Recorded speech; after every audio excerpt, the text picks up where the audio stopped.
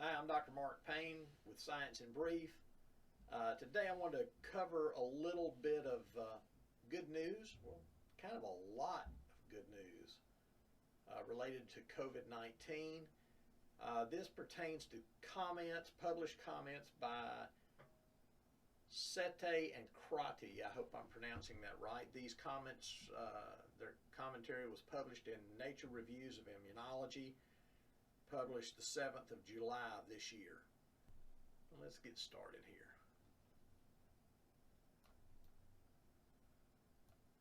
What they found was that T cell reactivity against the SARS-CoV-2, or the virus that causes COVID-19, was observed in people that had not been exposed. And we talked about that from the study in Nature.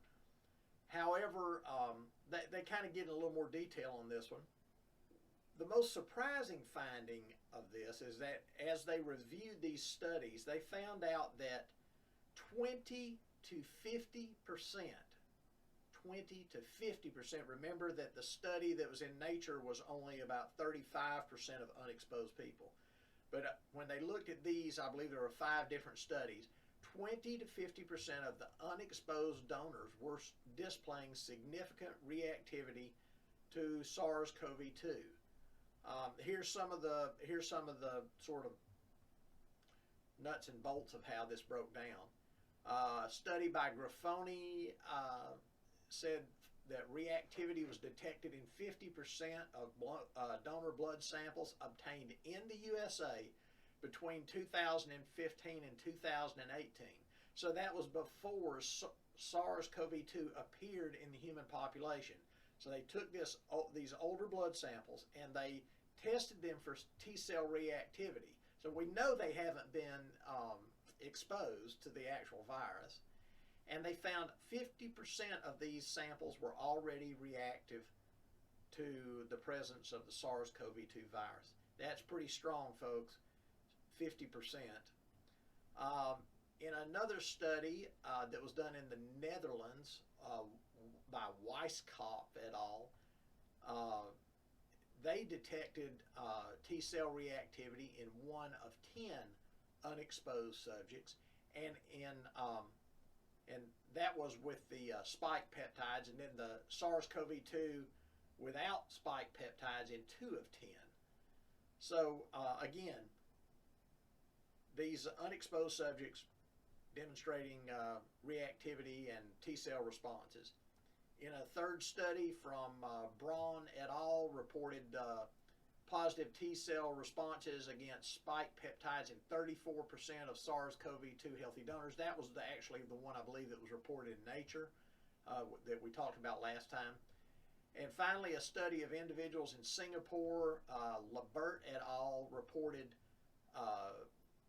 T cell responses in 50% of subjects with no history of SARS, COVID-19, or contact with patients who had SARS or COVID-19.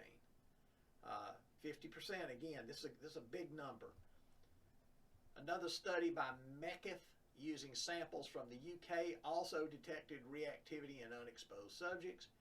Taken together, these studies report the evidence of pre-existing T cells that recognize the SARS-CoV-2 virus in a significant fraction of people from diverse geographical locations. So this is not just a U.S. phenomenon.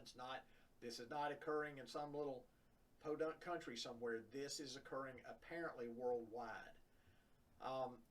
They don't know for sure, but they are hypothesizing now that this is coming from these coronaviruses that cause the common cold. And they abbreviate those as CCCs, and I will too for the rest of this little report here. More than 90% of the human population is positive for at least 3 of the 4 known CCCs that cause the common cold. 90%. And think about this.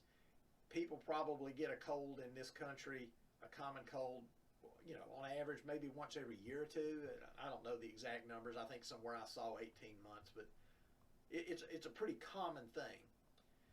The potential for cross-reactivity against COVID-19 in a fraction of the human population could influence one, the severity of the disease, because it's possible that these memory cells, these memory T cells, can help the body to mount a faster and stronger immune response once the people are actually exposed to the COVID-19 virus. So it could limit disease severity. They also think that the T cells are helpful in actually facilitating antibody responses against the virus as well. And then finally, they think that these types of T cells, they called memory CD4 and CD8 T cells, might also facilitate antiviral immunity in the lungs and in the nasopharynx. So we know how many of the people have these severe complications. It becomes respiratory complications. And so they think that this may help with preventing those cases from getting so severe.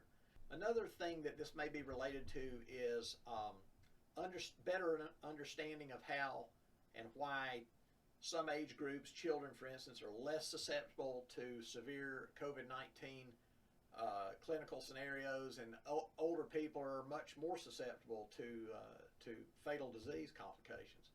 We don't really know why that is, but it could be that the distribution of these cold viruses in the population at large may have something to do with why some age groups are more or less immune to the severe effects of this infection. Another possibility here is that they need to understand this because pre-existing T cell memory can influence the outcomes of vaccination studies. For one thing, T cell memory can actually improve the effectiveness of a vaccine. That's a concern. The other thing is that they're going to have to determine this T cell memory when they're doing vaccine trials, because if one group in the vaccine trial happened to be more heavily weighted with T cell memory than another group, it could lead to erroneous conclusions. And then finally, there's data from the influenza literature that indicates that pre-existing cross-reactivity with T cells can be beneficial. And one of the ways that we know this was that when H1N1 flu was here in 2008, 9, they say 2009 here, I thought it was 2008 and 9, it was determined that older people actually fared a lot better than younger people.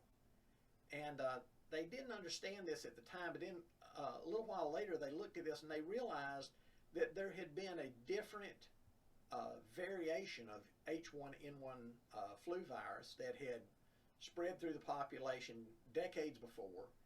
And so the older people had presumably been exposed to that and had some T cell memory, whereas the younger people who had never encountered that virus before had much worse reactions. In fact, my recollection is that maybe there were about 12,000 fatalities from H1N1. I may be wrong on that, but the vast majority of those were in the younger populations.